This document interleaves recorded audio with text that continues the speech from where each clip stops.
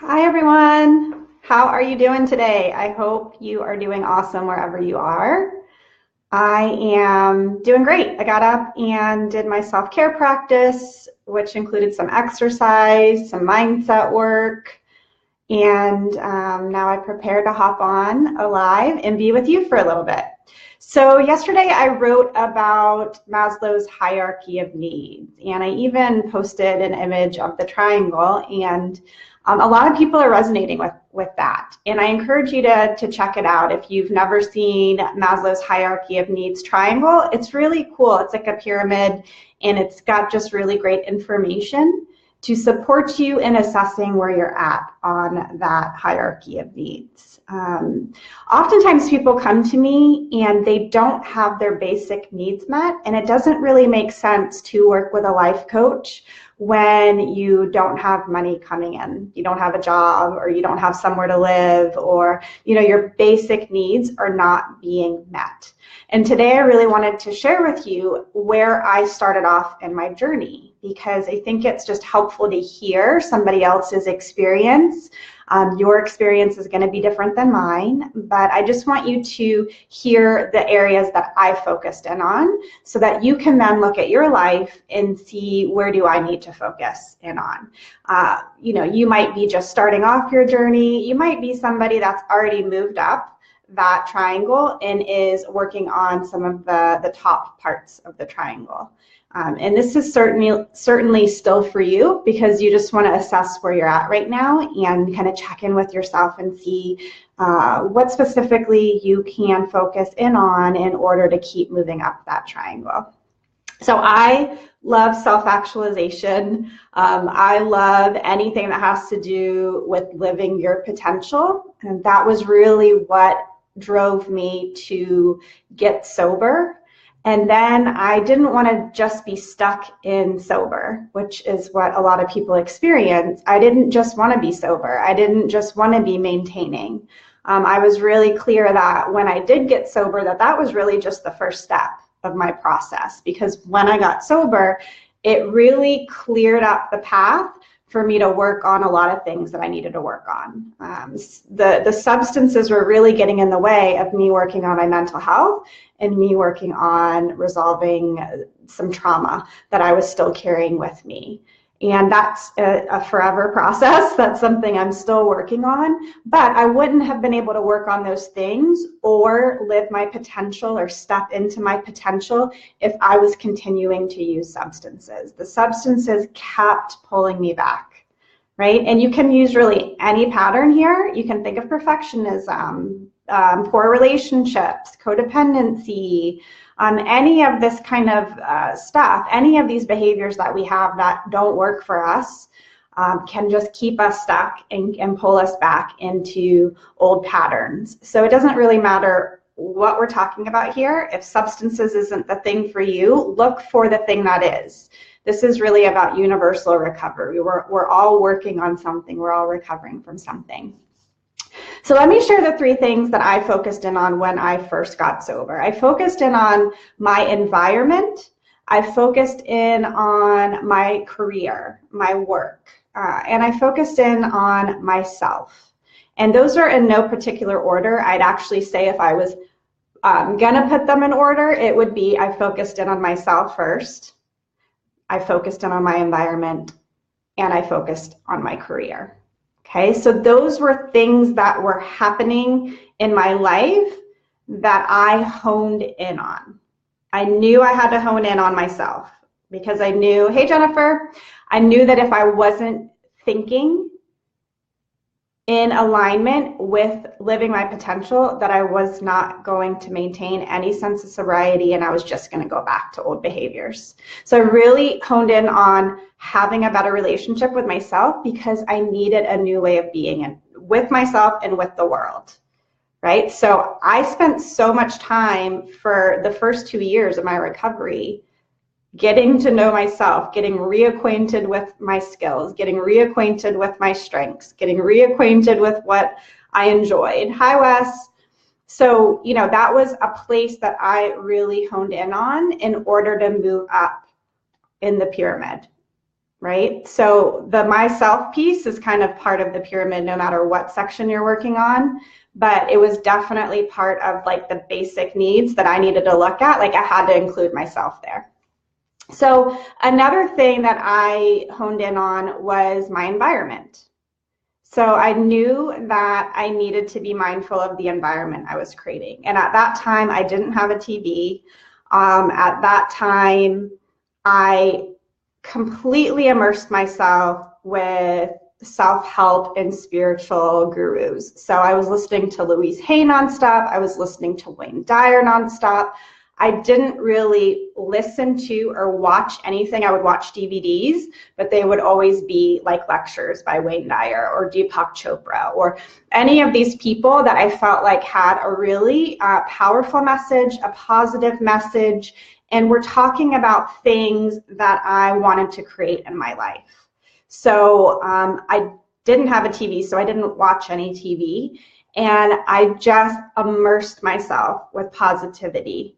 And this was really helpful. I did this for 2 to 3 years where I literally just anything that I listened to, watched, was just about a positive message.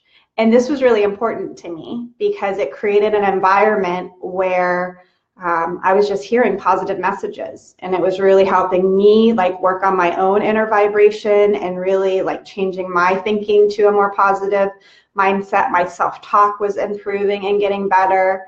I also, had to start to let go of some friendships that just weren't in alignment anymore of where I was headed and what I wanted to create for myself. So this was part of that changing environment too. But this was one of the areas that I really committed to creating an environment, and that included the space that I lived in. I really made my space like my sanctuary, and I spent a lot of time alone. I spent a lot of time in the stillness. I spent a lot of time away from family at that point. I really just committed myself to, like I said, getting to know myself more and becoming a more positive person inside and outside of myself. Okay, and then another thing I focused in on at the beginning was my career. Because I had a really good job at the time that I got sober, and work for me was always something that I did well at. And so I just really leveraged that because it really was a strength of mine. It really was a skill that I had. I was already, being a leader at work, but now like being a leader within myself and being a leader at work, it felt more in alignment. I was actually showing up at work also the way that I was then showing up within myself. And those had always been like out of alignment. I was always showing up at work very put together, and that's not really what was going on within myself. And so it felt really good that I was no longer using substances, and I was really starting to show up within myself as the person I knew I could be and the person that people saw externally. And so those things were starting to line up more. So when I say I focused in on my career, it was really about creating this alignment. I was showing up at work, being the person that I wanted to be there, but I was also being that person within myself. So these were the 3 areas that I focused in on when I really started this process of self-actualization. I kind of went to the places that just seemed right in front of my face. I knew I needed to have a better relationship with myself, so I 100% committed to learning how to do that.